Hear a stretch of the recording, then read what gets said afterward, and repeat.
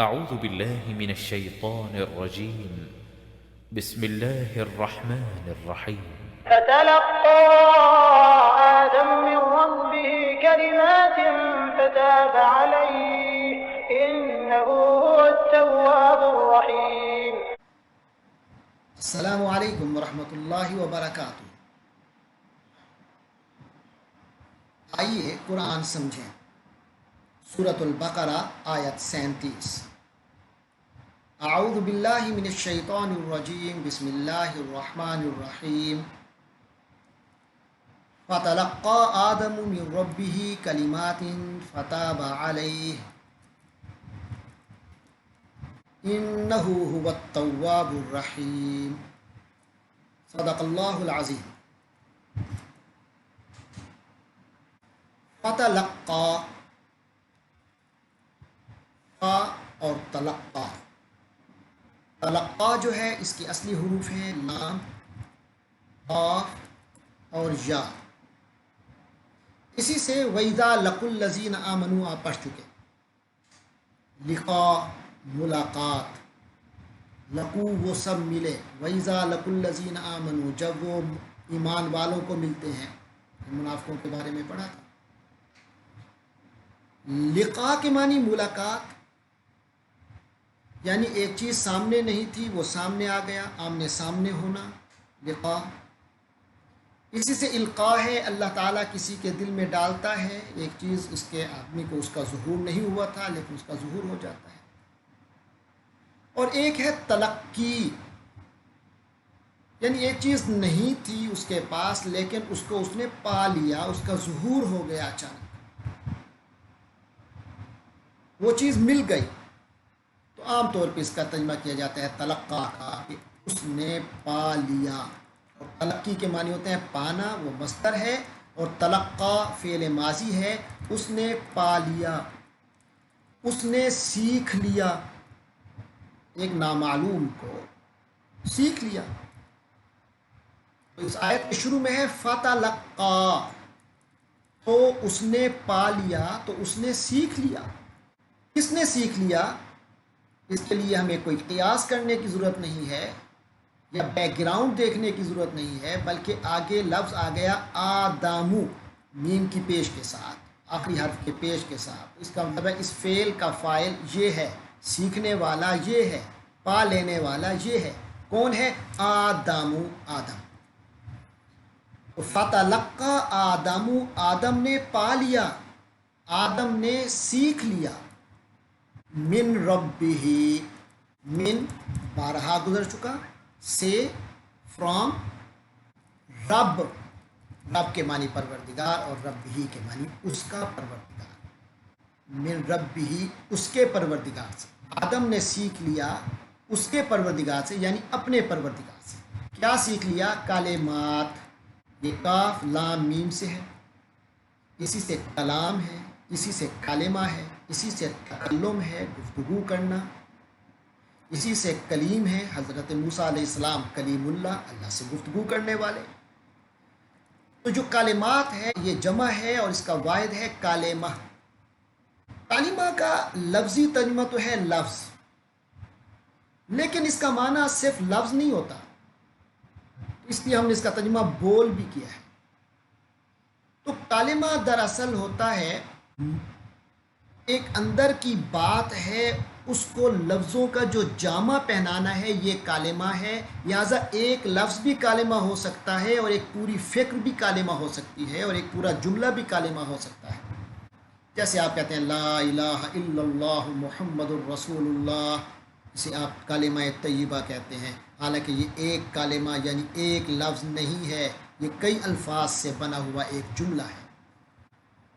تو اصل بات یہ ہے کہ یہ ایک پورا کنسیپٹ ہے، یہ ایک پوری فکر ہے، اس فکر کو الفاظ کا جامع پہنایا ہے، اور آپ نے کہا ہے لا الہ الا اللہ محمد الرسول اللہ، تو اس پوری فکر کو جو الفاظ کا جامع پہنایا ہے، لہٰذا اس کا نام کلمہ ہے۔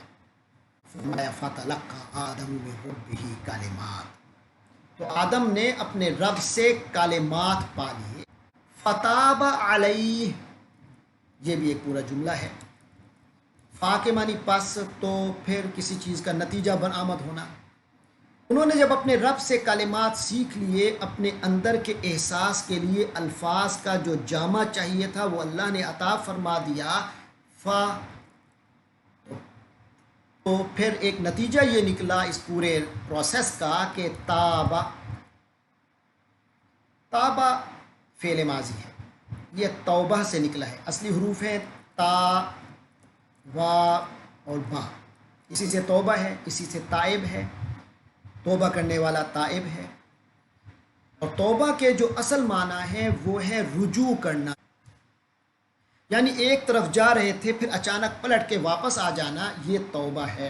قرآن مجید میں انسان کے لیے جب آیا ہے کہ انسان جب اللہ سے معافی مانگتا ہے تو اس کے لیے آتے ہیں تابہ الا، یعنی غلط راستے پہ جا رہا تھا، اچانک احساس ہوا تو پلٹا، تو تابہ الا کی طرف پلٹا۔ اور دوسرا جو اللہ تبارک و تعالیٰ کے لیے آتا ہے وہ آتا ہے تابہ علی، کے اوپر پلٹا، یعنی اللہ نے اوپر توجہ کی، کیونکہ انسان جب گناہ کرتا ہے تو وہ اللہ کی توجہ اور اللہ کی جو خاص رحمت ہے اس سے محروم ہو جاتا ہے۔ لیکن جب وہ توبہ کر لیتا ہے اور اللہ اس کی توبہ قبول کر لے تو گویا اللہ نے دوبارہ اس کو توجہ عطا فرما دی، اللہ تبارک و تعالی نے دوبارہ اسے اپنی رحمت میں لے لیا۔ لہذا تاب الہ اس بندے کے لیے کہ اس نے توبہ کی، معافی مانگی، اور تاب علی اللہ تبارک و تعالیٰ کے لیے کہ اس نے توبہ قبول کی۔ تو یہاں دیکھیے، یہاں تاب علی آیا ہے یعنی توبہ قبول کی۔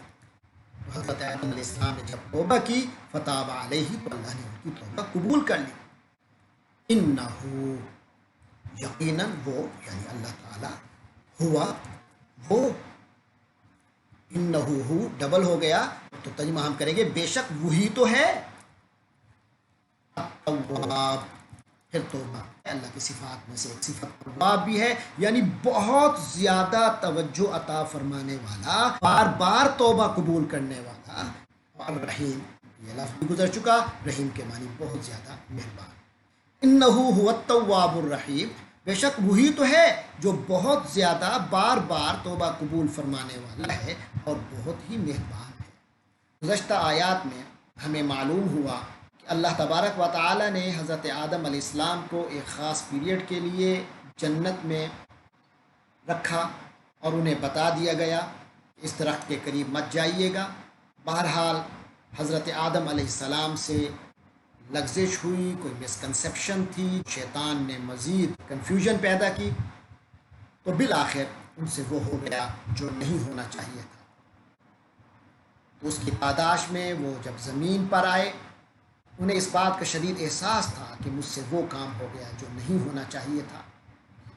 تو لہٰذا اس شدید احساس اور ندامت کے عالم میں ان کی غم کی جو انتہا کی کیفیت تھی، اس کے لیے اللہ تبارک و تعالی نے ان کو کلمات عطا فرمائے۔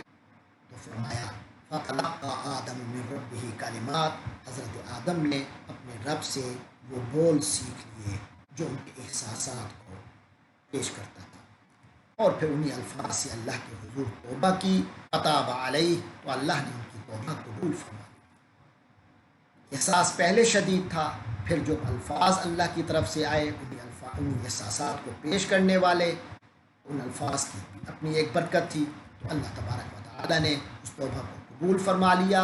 آگے فرمایا کہ اللہ توبہ قبول کیوں نہ کرتا، انہو هو التواب الرحیم، اس اللہ کی ذات تو ہے ہی ایسی کہ وہ بار بار توبہ کو قبول کرتا ہے اور انتہا کا مہربان ہے۔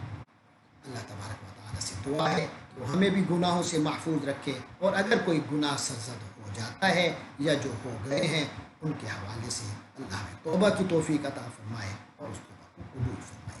وآخر دعوانا ان الحمد للہ رب العالمین۔